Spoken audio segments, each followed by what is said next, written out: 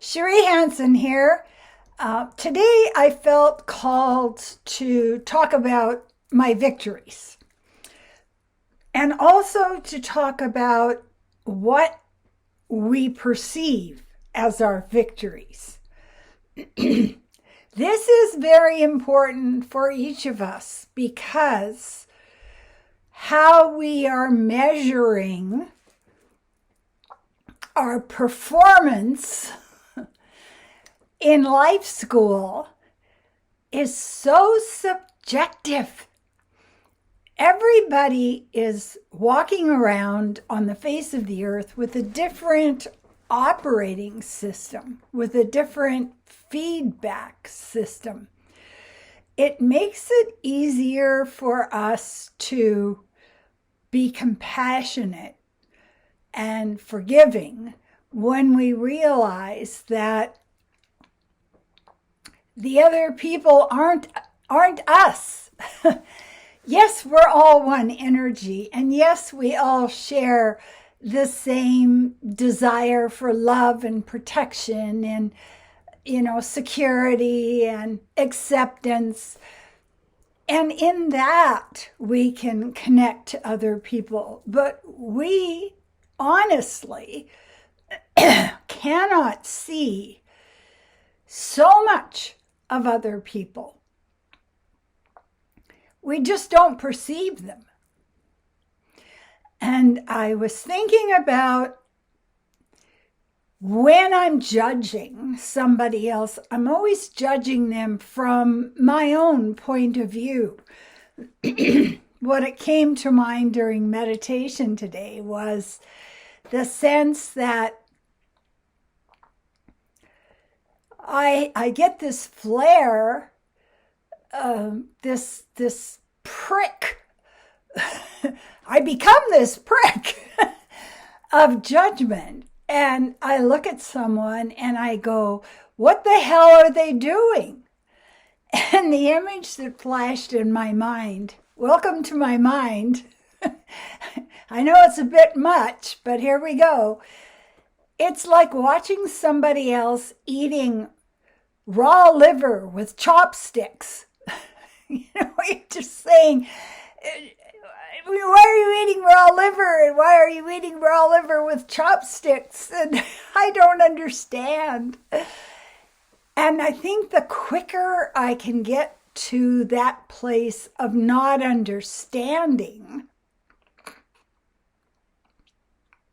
the more compassionate I become. I simply don't understand. I don't understand what they've been through. I don't understand what's motivating them. I don't understand what their pain is, what their wound is, what their fear is. And once you get to the place where we release the sense that we can understand other people, it moves us into a place where we can simply love them. It's like watching a 3-year-old making a mud pie and eating it. It's just like, what are you doing? You're kind of cute though. And so we get back to the initial statement about the reward feedback, the judgment feedback for ourselves. And my mind is very trained to see what I'm doing wrong. I'm like the worst inspector in the world, coming into a household with white gloves and wiping every surface, or somebody coming into a factory and finding, every single thing that's a potential hazard. And so I've walked through my life with this strong judgmental attitude to myself and to other people.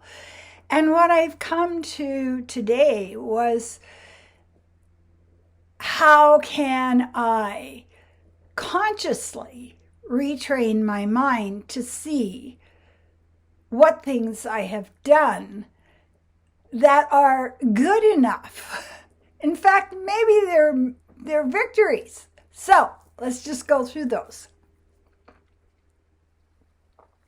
I was supposed to register my short-term rental with the province, and the form wasn't working. So I worked on that for 4 days, fighting frustration.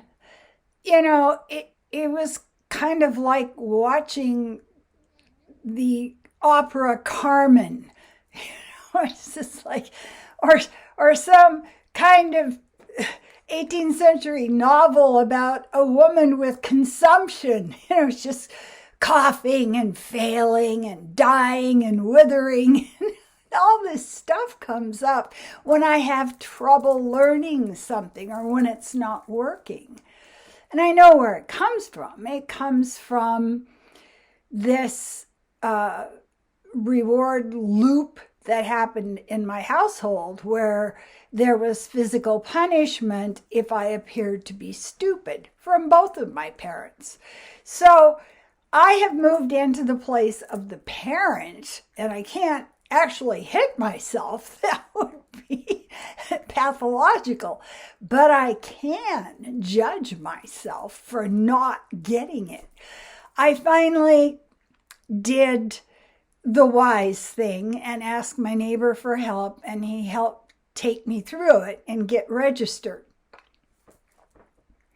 It's a victory. It's like a TV reality show, Survivor, and like you managed to find food on this forbidden desert. Look at you. You found the cactus that can give you water. It's a survival thing. It is a survival thing. Using technology, oh my God, it's become a survival thing. So that happened. I also was in a place where I had the furnace gauge, the Honeywell gauge on my furnace wasn't working. And the first thing that came up in me, as it always does with technical things, was that just sort of phobic response. It's like looking at a black widow spider or a tarantula or something. Like, no. And the part of you that's adult is saying, no, you must catch it. You must get it out of here. You must get rid of this problem. And so I poked. That's what I do. The beginning of 2000 and the Space Odyssey, where the chimpanzees are hitting with sticks as they're learning technology, that always comes to mind for me. I'm poking, and it's like, where do I poke it? Do I use a screwdriver, or should I get out, pliers? What do I do with this? And so I poked, and I poked. I tried another poke. I managed to set the date, but I got no other information. What a path. And I asked my neighbor about it, and he said he was busy. Had I changed the batteries, and did I turn the switch off to the furnace and turn it back on? And I felt really good at that point. I had managed to change the batteries, not once, but twice, because nothing happened after the first change. And I had switched off the feed to the furnace and turned it back on. So I already felt like I had advanced. Look at you. Last time you just threw yourself down in despair and ate something. So I went upstairs and I looked at a YouTube about using the Honeywell furnace gauge. And I looked at it and said, oh, I need to hold that button down for 10 seconds. And then my mind went off in another direction. Why is it when the Wi-Fi is down, it has to be so many seconds? And when the furnace gauge isn't working, it has to be so many seconds. And my mind went off to sort of a mythological kingdom, like who determines how many seconds this would be? Is there a god that needs to be appeased by the length of time you hold down this device? I don't know. But I got it to work. And it was so good. I thought to myself, the other thing I did was I had been behind on my income tax because I was working on another project. I got my income tax in. It was beautifully done. I had the Excel sheets and all of the receipts with a paperclip in order in manila envelopes. And I took it to the accountant. And I thought to myself, as I began to criticize myself, you haven't been working out.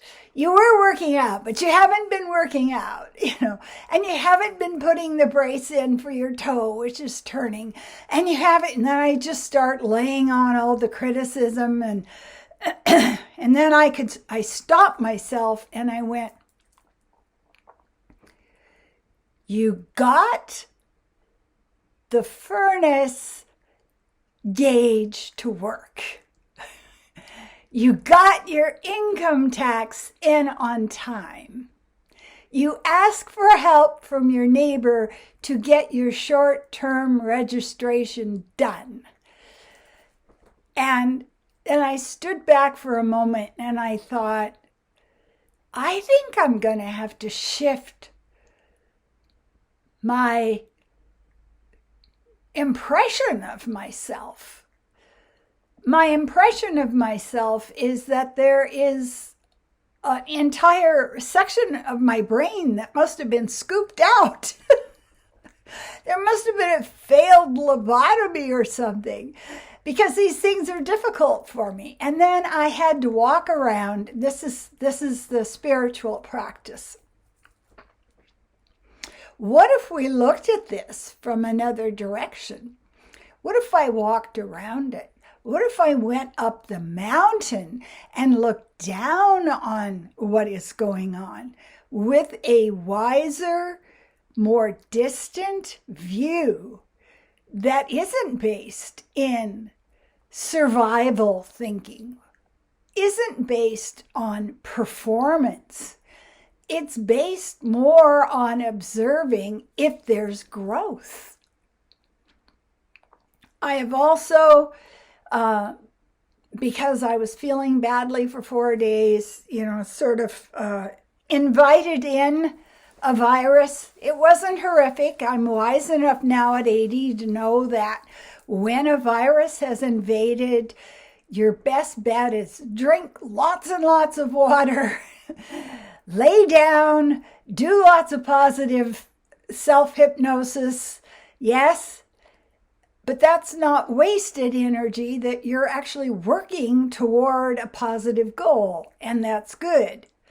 So I went to my gym, to my trainer, and what happened was I had to give up my desire to criticize myself and to see myself as lacking, to see myself as, lesser than, because my alignment had improved so much just in 3 sessions.